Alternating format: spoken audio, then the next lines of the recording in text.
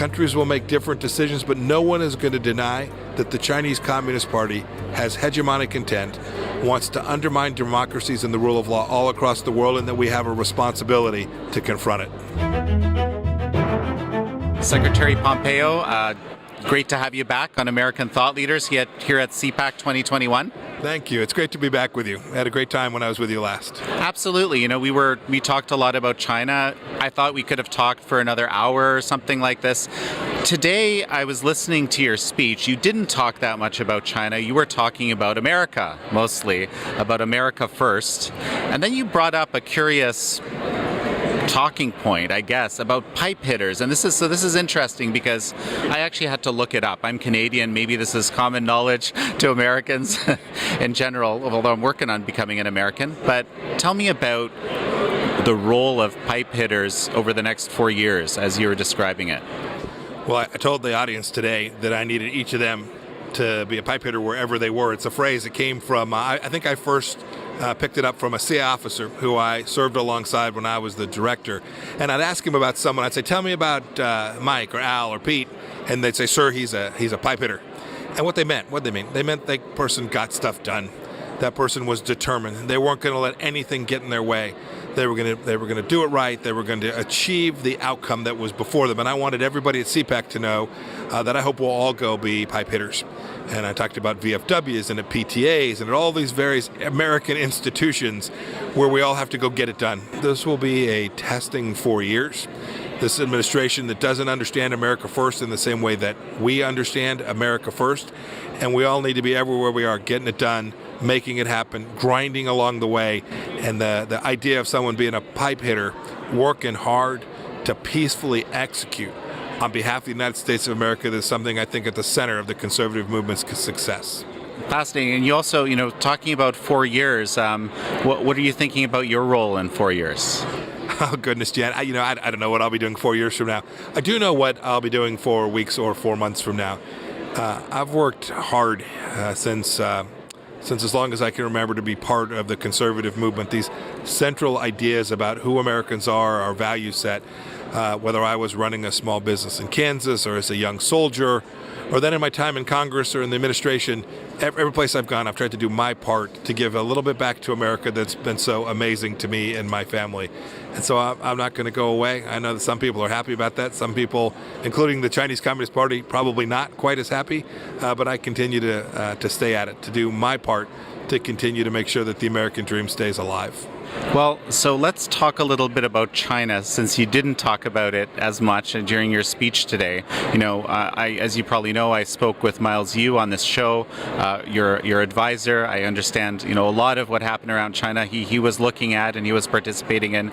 We talked about what aspects of the Trump and your administration's China policy are likely to stick. Things that can't change, Yeah, no, that's great. So look, they're going to flip some of them. They're going to do some of them differently. Jen, remember, for 40 plus years, Democrat or Republican, there was this idea of engage with China and things will get better. We saw that instead the Chinese Communist Party took advantage of that and trashed American jobs and destroyed so much of what we care about so deeply here in the United States. But pieces will remain. I think most importantly, I think we delivered to the world a fact set that is irrefutable. And whether that fact set is Huawei's efforts to get inside of our telecommunications infrastructure, whether that's a fact set about the failed promises to the people of Hong Kong or the denial of religious freedom for Christians and people all across China, whether it's the risk to Taiwan if the United States doesn't continue to support Taiwan's defense in the way that our administration did, or whether it's the declaration of genocide that I made. I think people can see those facts all across the world. Countries will make different decisions, but no one is going to deny that the Chinese Communist Party has hegemonic intent, wants to undermine democracies and the rule of law all across the world, and that we have a responsibility to confront it. So given everything you've said, and I do think that there's a preponderance of evidence of the nature that you describe right now, there is still a huge push to basically, I don't know, work hand in hand with the Chinese Communist Party, whether it's on Wall Street, whether it's with hedge funds, whether it's pharmaceutical industry. I mean, you name it. And in Europe, they want to do a trade deal. I mean, despite what we know is genocide. Yeah, the European trade deal was very disappointing to see them move forward with that. I hope it was just a first glancing blow, and ultimately they'll get it right.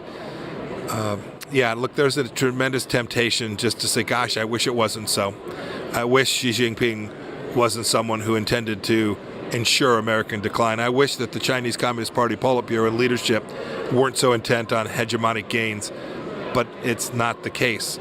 The only way that becomes the case is if the United States and the world push back against them. And so there will be no doubt, there will be disengagement, decoupling, some have called it, that will almost certainly have to take place. We started that on technology issues. We wanted to make sure and preserve and protect American technology and frankly Western technology all across the world. We began to make real progress on that. I hope that this administration, I hope frankly that the American people will continue this project. Well, and to finish up, what are you going to be doing in the next little while to continue this project, which is obviously important to you? In the shortest run, two projects. One, I'm going to do some writing. I want to make sure everybody understands the things we did and the things that I saw and the accomplishments that we achieved and what they suggest for American foreign policy going forward. And then second, I'm going to go out and work on behalf of conservative candidates all across America, trying to make sure that Nancy Pelosi isn't the Speaker of the House in 2022. I think that alone can help preserve and defend and secure American freedoms for an awfully long time. Well, Secretary Pompeo, great to have you on again. Yeah, it was wonderful to be with you. So long.